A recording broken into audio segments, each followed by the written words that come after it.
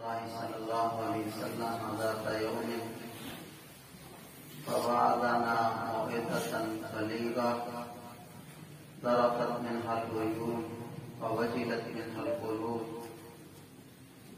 فقلنا يا رسول الله كأن هذه موعظة مودع فأوصنا فقال أوصيكم بتقوى الله والسمع والطاعة وإن تأمر عليكم عبد حبشي فإنه من يعش منكم بعدي فسيرى اختلافا كثيرا فعليكم بسنتي وسنة الخلفاء الراشدين المهديين عضوا عليها بالنواجذ وإياكم ومحدثات الأمور فإن كل محدثة بدعة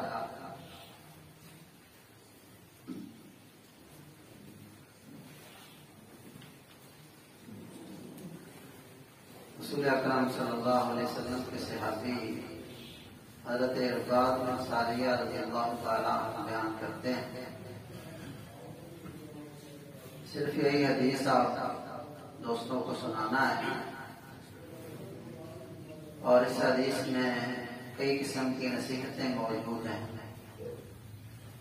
فرماتے ہیں کہ ایک دن رسول اکرم صلی اللہ علیہ وسلم نے ہمیں نماز پڑھائی اور اس کے بعد آپ ہماری طرف متوجہ ہوئے تو آپ نے ہمیں واعظ کیا۔ واعظ بڑا پرتاثیر تھا، دلوں تک پہنچنے والا اور بلیغ واعظ تھا۔ جب واعظ ہم نے سنا تو آنکھیں لوگوں کی بہ رہی اور دل دہل گیا، دل ڈر گیا۔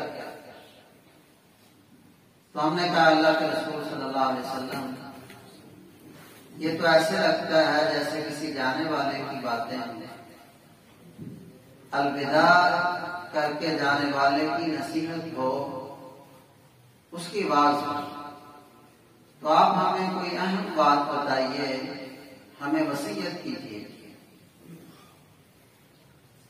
تو رسول اکرم صلی اللہ علیہ وسلم نے ارشاد فرمایا اوصیکم بتقوی اللہ والسمع والطاعہ، میں تمہیں اللہ کی تقوی کی وصیت کرتا ہوں۔ وصیت وہ اہم بات، اہم چیز ہوتی ہے۔ باپ مرتے وقت بستر برف پر اپنے بیٹوں کو بلاتا ہے اور کہتا ہے کہ میری یہ وصیت ہے، یہ اہم بات ہے جسے تم نے میرے جانے کے بعد بھی یاد رکھنا۔ تو رسول اکرم صلی اللہ علیہ وسلم نے اپنی امت کو، اپنے صحابہ کو وصیت فرمائی اللہ کے تقوی کی۔ تقوی، پرہیزگاری، اللہ رب العزت کا ڈر، اس کے ساتھ ساتھ پھر اللہ رب العزت کی محبت بھی۔ ڈر اس طرح کا نہیں کہ آدمی ڈرتے ہوئے بھاگتا ہے کئی چیزوں سے، اللہ تعالیٰ کا ڈر اور تقوی بھی دل میں ہے، اس کی کمال محبت بھی ہے۔ ڈر اس بات کا ہے کہ وہ محبوب کہیں ناراض نہ ہو جائے۔ تو زندگی کے ہر قدم پر آدمی اگر تقوی اس کے اندر موجود ہے تو یہ سب سے بڑا پہرے دار، سب سے بڑا نگران۔ اور تقوی کی قوت اسلام پیدا کرتا ہے، ہمیں اعمال کا حکم دیتا ہے، نماز کا، روزے کا، تاکہ ہم متقی بن جائیں۔ اس لیے کہ اگر تقوی آ گیا تو پھر اور کسی قسم کے پہرے بٹھانے کی ضرورت نہیں، دنیا کے معاملات بھی سارے سدھر جائیں گے اور اللہ رب العزت کے ساتھ جو معاملہ ہے وہ بھی انشاءاللہ بالکل آسان ہو جائے گا۔ پچھلے ہفتے آپ نے دیکھا کہ بجلی کا بریک ڈاؤن ہوا۔ ہم مسلمان گئے گئے دور میں ہیں، کوئی شک نہیں، بہت زیادہ انحطاط ہے، لیکن ایسے بھی ملک موجود ہیں 10 منٹ بجلی بند ہو جائے کروڑوں اربوں کی ڈکیتیاں ہو جاتی ہیں۔ 5 منٹوں میں، 10 منٹ میں، آدھے گھنٹے، بس دنیا میں ایسے ملک موجود ہیں اور بڑے ترقی یافتہ۔ لیکن ہمارے ہاں بریک ڈاؤن جیسے بھی ہوا لیکن ایسا کوئی واقعہ نہیں ہوا۔ الحمدللہ ابھی بھی اسلام کی یہ تربیت ہے.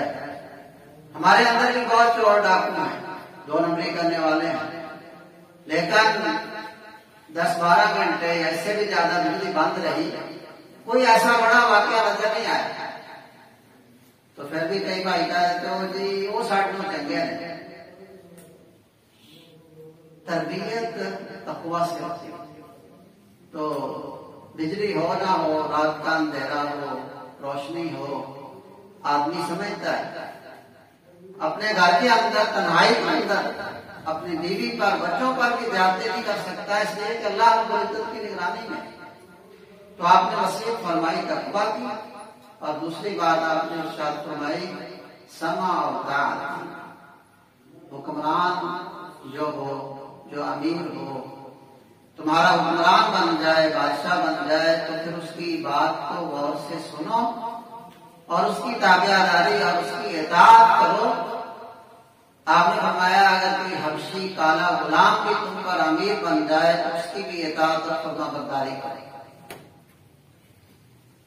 پھر آپ نے صحابہ کو ایک خوشخبری سنائی کہ میری یہ پیشین گوئی ہے کہ میرے بعد جو لوگ زندہ رہیں گے وہ بہت زیادہ اختلاف دیکھیں. رسول اکرم صلی اللہ علیہ وسلم کی دی ہوئی خبریں بالکل سچی ہیں، جو اس بات کی دلیل نہیں ہے کہ آپ صلی اللہ علیہ وسلم واقعی سچے نبی تھے. تو آپ نے پہلے ارشاد فرمایا کہ میں یعش منکم بعدی فسیری اختلافا کثیرا، میرے بعد جو لوگ زندہ رہیں گے بہت سے اختلاف دیکھیں گے، بہت سے اختلاف نظر آئیں گے. حضرت عمر رضی اللہ تعالیٰ عنہ جیسے ہی ان کا قتل ہوتا ہے، بہت سے صحابہ اس بات کو جانتے تھے. وہ کہتے تھے کہ یہ دروازہ جب ٹوٹ گیا تو پھر فتنوں کے دروازے کھل جائیں گے. صحابہ نے پوچھا کہ بھئی ٹوٹے گا؟ ہاں ٹوٹے گا. ان کو قتل کیا گیا. بعد میں بہت سے فتنے، بہت سی لڑائیاں، عقیدے کے اندر بہت سی گمراہیاں، اپنے اپنے نظریات، اپنی اپنی پارٹی، تو بہت سے اختلاف دیکھو گے. اس وقت بھی پہلی صدی کے بعد اختلاف شروع ہو گئے، آج تک ہے اور بہت سا بڑھ رہا ہے. لیکن اس کا حل کیا ہے؟ رسول اکرم صلی اللہ علیہ وسلم نے حل بتایا فعلیکم بسنتی وسنت الخلفاء الراشدین المہدیین. تم نے میری سنت کو لازم پکڑنا اور میرے خلفاء راشدین کی سنت کو مضبوطی سے پکڑنا ہے. آپ نے فرمایا تمسکوا بہا، اس کو مضبوطی سے تھام لو، وعضوا علیہا بالنواجذ، ہاتھوں سے قابو نہ آئے تو دانتوں اور داڑھوں کے ساتھ مضبوطی سے پکڑ لو، مضبوطی سے تھام لو. تو سنت یہ نجات کا ذریعہ ہے. اور اب جو لوگ سنت کی کشتی میں سوار ہیں، آپ صلی اللہ علیہ وسلم کا فرمان سنتے ہیں، اس پر لبیک کہتے ہیں، کوئی چون چرا نہیں، کہیں سے تصدیق کروانے کی ضرورت نہیں. آپ صلی اللہ علیہ وسلم کا عمل سامنے آ گیا، اس کی پیروی کرنے کی کوشش کرتے ہیں، تو یہ لوگ نجات پائیں گے، باقی سب تباہی اور بربادی کا شکار ہو سکتے. رسول اکرم صلی اللہ علیہ وسلم نے ایک دوسری حدیث کے اندر ارشاد فرمایا کہ لوگوں میری مثال ایسے ہے جیسے ایک آدمی نے لشکر دیکھا تو اس نے اپنی قوم کو جا کے لوگوں کو بتایا کہ بھئی لشکر حملہ ہونے والا ہے، جلدی کرو، نکل جاؤ. تو کچھ لوگوں نے تو اس کی بات کو مان لیا اور رات کو چل دیے، یہ بچ گیا. اور کچھ لوگوں نے اس کی بات کو نہیں مانا، کچھ نہیں ہوتا جی، ایسی بات ہے، وہیں پر رہ گئے. آپ نے فرمایا فصبحهم الجيش واجتاحهم، صبح سویرے لشکر نے ان کو آ لیا اور سب کو تہس نہس کر دیا، تباہ و برباد کر دیا. پھر آپ نے فرمایا میری مثال اسی طرح ہے جس نے میری اطاعت کی، واتبع ما جئت به، جو میں لے کے آیا اس کی پیروی کی، وہ کامیاب کامران، وہ بچے گا. اور جس نے میری نافرمانی کی تو وہ تباہ اور برباد ہو جائے گا. تو سنت کی پیروی، اتباع آپ کے نقشے قدم پر چلنا. اور یہ جیسے صحابہ ڈھونڈتے تھے کہ نبی صلی اللہ علیہ وسلم کا طریقہ کیا، اور صحابہ میں یہ مشہور تھا کہ اگر کسی کی سیرت دیکھنی ہے، حتیٰ کہ چال ڈال اور چلنے پھرنے کا انداز دیکھنا ہے، تو عبداللہ بن مسعود رضی اللہ تعالیٰ عنہ کو دیکھو. سنت کی پیروی میں سب سے زیادہ بڑا ہوا دیکھنا تو عبداللہ بن عمر کو دیکھو. امت میں سب سے بڑھ کر مرتبہ ابوبکر صدیق رضی اللہ تعالیٰ عنہ کو ملا، اس لیے کہ وہ سب سے بڑے مرتبے رسول. اور آخری بات، آپ نے ایک بات سے ڈرایا، بچنے کا حکم دیا. آپ نے فرمایا وَإِيَّاكُمْ وَمُحْدَثَاتِ الْأُمُورِ، دین کے اندر نئے نئے نکالے جانے والے کاموں سے بچ جانا، اس لیے کہ نئے کام بدعت ہے اور نئے کام ضلالت اور گمراہی ہے. تو اپنی طرف سے من مانا دین، اپنی مرضی سے اعمال بنا لینا اور اس کو دین کا نام دے دینا بدعت، خرافات اور اس طرح کی چیزیں اب وہ دین کا حصہ. لوگ کہتے ہیں کہ حج کیا ہے؟ سب سے بڑا حرج یہ ہے کہ یہ وہ نیکی ہے جس کا علم اللہ کے رسول کو نہیں ہو سکا، اللہ کے رسول کے صحابہ کو نہیں ہو سکا. امام مالک رحمہ اللہ کے پاس ایک آدمی آیا، اس نے کہا کہ میں حج کے لیے جانا چاہتا ہوں، تو میں چاہتا ہوں کہ مسجد نبوی سے احرام باندھوں. اب اہل مدینہ کے لیے جو میقات ہے، احرام کی جگہ ہے، وہ کیا؟ ذوالحلیفہ. آج کل زیر علی کہتے ہیں، جو لوگ جاتے ہیں وہاں پر ٹھہرتے ہیں، وہ جگہ وہاں سے احرام باندھتے ہیں، نیت کرتے ہیں حج کے لیے اور عمرہ کے لیے. یہ آدمی کہتا ہے کہ میں مسجد نبوی سے احرام باندھنا چاہتا ہوں. بڑی اچھی نیت. مسجد نبوی، اس کا اتنا بڑا درجہ ہے، اللہ کے رسول صلی اللہ علیہ وسلم وہاں پر مدفون ہے، مدینہ ہے. ایک نماز کا کتنا زیادہ ثواب ہے. امام مالک کہتے ہیں کہ نہ ایسا نہ کرو، مجھے ڈر ہے کہ فتنہ میں مبتلا ہو جاؤ. اخشا علیک الفتنہ، ڈر ہے فتنہ میں مبتلا ہو جاؤ. اس نے کہا فتنہ اس میں کیا ہے، چند دین کا اضافہ ہی تو کرنا.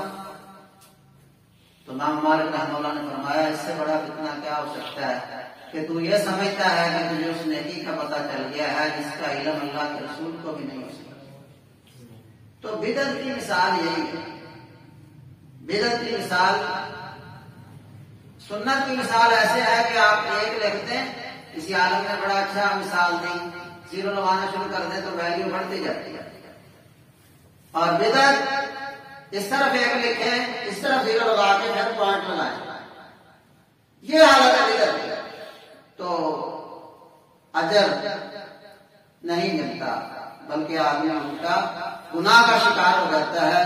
بہت سی بدعات معاشرے کے اندر اس طرح رائج ہوتی ہیں کہ لوگ کہتے ہیں اس میں حرج ہی کیا ہے. اب جنازے کے بعد ہاتھ اٹھا کے دعا کرنا، عام پٹی پر بیٹھ کے دعا کرنا، اور تو کہہ رہے اس میں کیا حرج ہے؟ یہ ہم نے کھانا ہی پکایا ہے کہ کھانے کھلایا ہے، اس میں کیا ہو گیا؟ اس میں بس صرف یہ ہوا کہ اللہ کے رسول صلی اللہ علیہ وسلم کو اس نیکی کا علم نہیں ہو سکا، صحابہ کو علم نہیں ہو سکا، آپ کو علم ہو سکا. حالانکہ اللہ کے رسول صلی اللہ علیہ وسلم کو اللہ تعالیٰ نے مبعوث فرمایا بلغ ما انزل الیک من ربک، جو اللہ نے آپ کی طرف اتارا ہے اس کو پہنچائیں. اور جو بدعت کا احداث کرتا ہے، بدعت ایجاد کرتا ہے، وہ ساتھ میں دعویٰ بھی کرتا ہے کہ نعوذ باللہ آپ نے پہنچانے کا حق ادا نہیں کیا. تو یہ بڑی قیمتی حدیث ہے. سب بھائیوں کو یہ حدیث، اس کا مفہوم یاد کرنا چاہیے، اور اللہ رب العزت ہمیں اپنی زندگی کے اندر اس حدیث کو اپنانے کی توفیق عطا فرمائے. آمین. وآخر دعوانا الحمدللہ رب العالمین.